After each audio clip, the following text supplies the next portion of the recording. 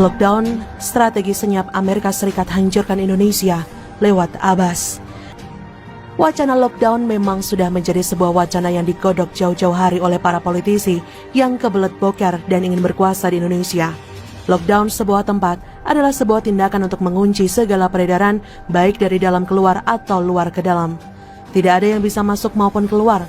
Lalu ketika Jakarta diminta untuk lockdown dan berbagai artis dan pendukung Abbas mulai ramai-ramai mengeluarkan tuntutan lockdown kepada Jokowi dan pemerintah, tentu tidak semudah itu Ferguson.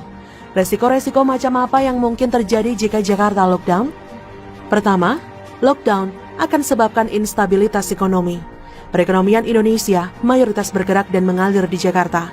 Jakarta adalah ibu kota yang di dalamnya masih terjadi transaksi ekonomi antara negara dan antar kota. Pelabuhan besar ada di Jakarta, bandara besar ada di Tangerang yang secara perputaran transportasi ke Jakarta. Bank Indonesia terletak di Jakarta. Bursa Efek Indonesia terletak di Jakarta. Semua roda perekonomian bergerak dari Jakarta. Lantas, jika Jakarta di lockdown karena virus corona, efek sampingnya akan menyentuh ke perekonomian bangsa ini. Jujur saja, ada aroma-aroma ingin menjungkalkan Jokowi di sini lewat perekonomian yang begitu melemah. Ekonomi Indonesia sempat ada di dalam situasi yang sangat amat terpuruk setahun setelah IMF menawarkan bantuan kepada Presiden Soeharto yang gak becus memimpin negara ini selama 32 tahun.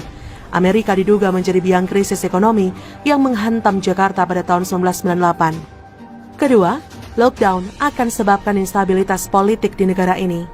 Politik di negara ini tidak pernah stabil. Ketika masih ada orang-orang yang ingin Indonesia berubah sistem, mereka ribut-ribut ingin mengganti Pancasila dengan ideologi khilafah lewat boneka mereka yang disebut-sebut sebagai Prabowo. Tapi, pada akhirnya mereka gagal mengangkat Prabowo dan malah menjatuhkannya dalam jurang kekuasaan di Menteri Pertahanan. Jokowi menang dan menjadi pemimpin bangsa ini untuk kedua kalinya. Instabilitas politik ini sering kali terjadi, namun dengan wacana lockdown, instabilitas politik pasti jauh lebih bergejolak. Sekali lagi, Om Wowo ini memang dekat sekali dengan Amerika, dan orang ini haus kekuasaan. Maka, instabilitas politik memang terlihat sengaja diciptakan oleh orang dekat Om Wowo itu. Lewat gubernur pilihannya Abbas, lockdown ini diwacanakan. Sekali lagi, kepala Jokowi yang sedang diincar. Ia dibidik untuk segera diturunkan. Terlihat sekali dari statement politis WHO saat Indonesia masih zero casualties. Mereka sepertinya tidak percaya mengapa Indonesia masih belum terkena corona, padahal tidak ada lockdown atau apapun sebelumnya.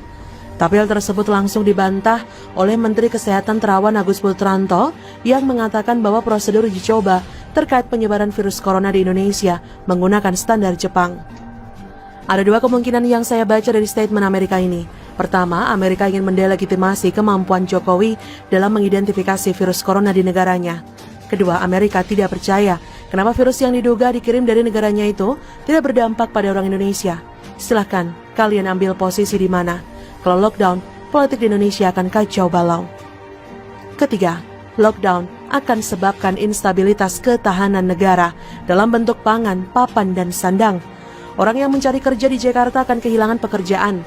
Berkantor tanpa harus masuk ke kantor itu tidak semudah yang dibicarakan. Harus ada infrastruktur internet yang memadai. Pertanyaan saya, berapa persen pekerja yang sudah memahami cara penggunaan internet untuk bekerja? Masih banyak orang kantor menggunakan internet. Mama Rika ini memang pintar sekali mengambil kesempatan dalam kesempitan. Keempat, lockdown akan mengakibatkan kerusuhan. Kerusuhan ini sering terjadi di Indonesia. Bayangkan saja Pilpres saja bisa rusuh. Para ekstremis dan radikalis memang ada yang sengaja menginginkan lockdown untuk membuat kekisruan. Saya kira mereka yang ada di bawah garis kemiskinan akan terpancing untuk menjarah toko-toko bahan pokok. Amerika harus bermain cantik. Mereka tidak bisa langsung dan tidak akan bermain secara langsung untuk menghancurkan Indonesia. Mereka punya satu antek yang disiapkan sejak lama, bahkan sejak dalam kuliah. Siapa dia? Singkatannya adalah Abbas. Saya berharap Jokowi bisa mempertahankan negara ini. Coronavirus tidak semengerikan yang dituliskan di media. Betul kita harus hati-hati tapi jangan sampai goblok atau lebih takut corona ketimbang DBD yang sudah terbukti merenggut ratusan orang dalam waktu 3 bulan di tahun 2020 ini. Tetap semangat, gak usah sampai lockdown karena resikonya sangat besar. Tenang saja, Jokowi sudah bergerak secara terstruktur, sistematis dan masif kok. Semua elemen keamanan mulai dari TNI, Polri dan BIN sudah dikerahkan. Abbas hanya cari panggung saja. Jokowi, kami mendukungmu. Begitulah, semangat-semangat. Bagaimana menurut Anda? Silahkan tulis komen Anda di kolom komentar dan share di sosial media kalian. Artikel ini bisa Anda lihat secara lebih lengkap di laman siwar.com. Terima kasih sudah menyaksikan channel Fokus Day hari ini.